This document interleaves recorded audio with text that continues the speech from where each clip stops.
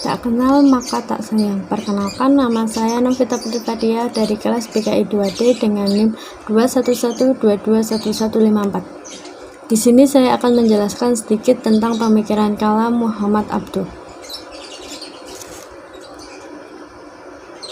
Muhammad Abduh memiliki nama lengkap yaitu Muhammad bin Hasan Khairullah. Ia dilahirkan di Desa Malahat, Kabupaten Al-Buhairah, Mesir pada tahun 1849 Masehi. Dari pasangan Abdullah Khairullah yang berasal dari Desa Nas dengan seorang wanita yang bernama Junainah yang berasal dari Provinsi Gorbia. Muhammad Abduh disuruh belajar menulis, membaca, dan menghafal Al-Quran. Hanya dalam masa 2 tahun ia dapat menghafal Al-Quran secara keseluruhan. Kemudian ia dikirim ke Tanta untuk belajar agama di Masjid Syekh Ahmad di tahun 1862. Kemudian ia melanjutkan studi di Al-Azhar dari tahun 1609 sampai 1877 dan ia mendapatkan predikat alim. Dan ia diangkat menjadi dosen di Al-Azhar serta dipercaya untuk mengajar ilmu mantik, kalam, dan falsafah. Pada tahun 1880 ia diangkat menjadi pemimpin redaksi Al-Waqi dan Al-Misriyah. Di akhir tahun 1888, ia mulai aktivitas karirnya yang dimulai menjadi hakim pengadilan negeri, kemudian menjadi penasihat Mahkamah Tinggi.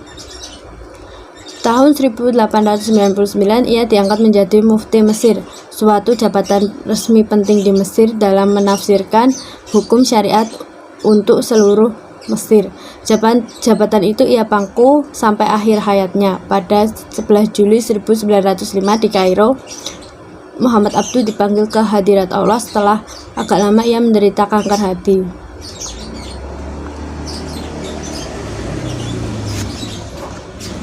Pemikiran kalam menurut Muhammad Abduh. Yang pertama, kedudukan akal dan wahyu. Bagi Muhammad Abduh, akal merupakan sumber pengetahuan, wahyu, dan intuisi. Menurut Muhammad Abduh, akal dapat mengetahui hal-hal sebagai berikut. Yang pertama, Tuhan dan sifat-sifatnya. Yang kedua, keberadaan hidup di akhirat. Yang ketiga, kebahagiaan dan kesengsaraan di akhirat yang bergantung pada kita mengenal Tuhan. 4. Kewajiban manusia mengenal Tuhan. 5. Kewajiban manusia untuk berbuat baik dan menjauhi larangan jahat, menjauhi perbuatan jahat untuk kebahagiaan di akhirat. 6. Hukum mengenai kewajiban. Fungsi wahyu menurut Muhammad Abduh, wahyu mempunyai 2 fungsi yaitu informasi dan konfirmasi. Wahyu menurut Muhammad Abduh mempunyai fungsi sebagai berikut. 1. Memberi wahyu. Wahyu memberi keyakinan kepada manusia bahwa jiwanya akan terus ada setelah tubuh mati. Wahyu akan menolong akan mengetahui akhirat dan keadaan manusia. 2. Wahyu menolong akal dalam mengatur masyarakat atas dasar prinsip-prinsip umum yang dibawanya sebagai sumber ketentraman hidup dalam masyarakat. 3. Wahyu menolong akal agar dapat mengetahui cara beribadah dan berterima kasih pada Allah.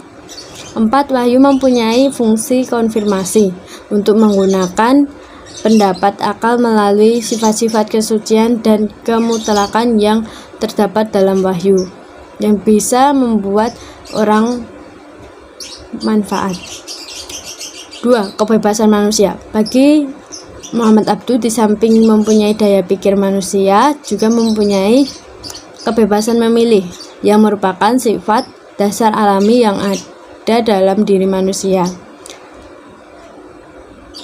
Manusia dengan akalnya mampu mempertimbangkan akibat perbuatan yang dilakukan, mengambil keputusan dengan kemauannya, dan selanjutnya mewujudkan perbuatan itu dengan daya yang ada dalam dirinya. 3. Hukum dalam bidang hukum. Ada 3 prinsip utama pemikiran Muhammad Abduh, yaitu Al-Quran sebagai sumber syariat menerangi taklid, dan berpegangan kuat pada akal dalam memahami ayat-ayat Al-Quran. Faktor yang mendasari pemikiran Muhammad Abduh yang pertama yaitu faktor sosial.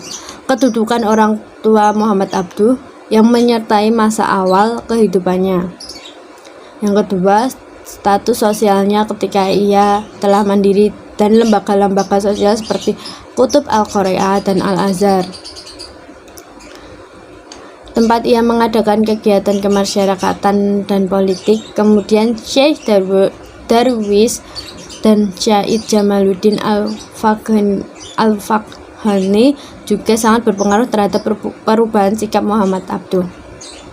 Yang kedua yaitu faktor politik. Kedudukannya dalam pemberontakan Urabi menjadi sangat penting untuk dibicarakan.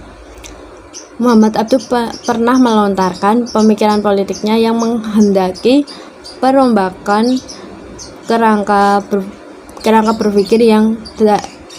berpikir yang darinya muncullah pemberontakan tersebut. Ia menuntut kehidupan politik yang demokratis melalui lembaga perwakilan rakyat. Begitupun ia pernah menulis tentang rasionalisme, namun dalam kerangka yang lebih luas. Pemikiran politiknya sesungguhnya bermuara pada pembaharuan di bidang susila dan pendidikan. 3. Faktor kebudayaan. Dalam usianya yang masih muda, Muhammad Abduh sudah menghafal Al-Quran. Selain itu, Muhammad Abduh juga mempelajari dan menekuni tasawuf yang didapat dari Syekh Darwis. Semasa studi di Al-Azhar, perjumpaannya dengan Jamaluddin Al-Faghani merupakan momentum penting terjadinya perubahan kehidupan kultur dirinya. Kepada Al-Faghani lah seorang Muhammad Abduh belajar dasar-dasar filsafat. Pemikirannya mulai berubah dari sufisme khayalan ke arah pemikiran filsafat yang praktis. Perjalanan dan pengaruh pemikiran Muhammad Abduh di Indonesia.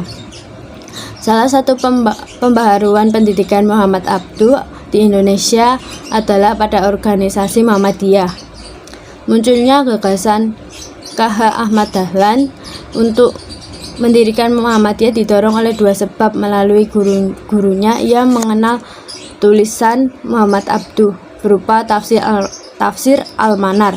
Bahkan di antara ilmu-ilmu tersebut yang digemari dan menarik perhatian Ahmad Dahlan adalah tafsir Al-Manar.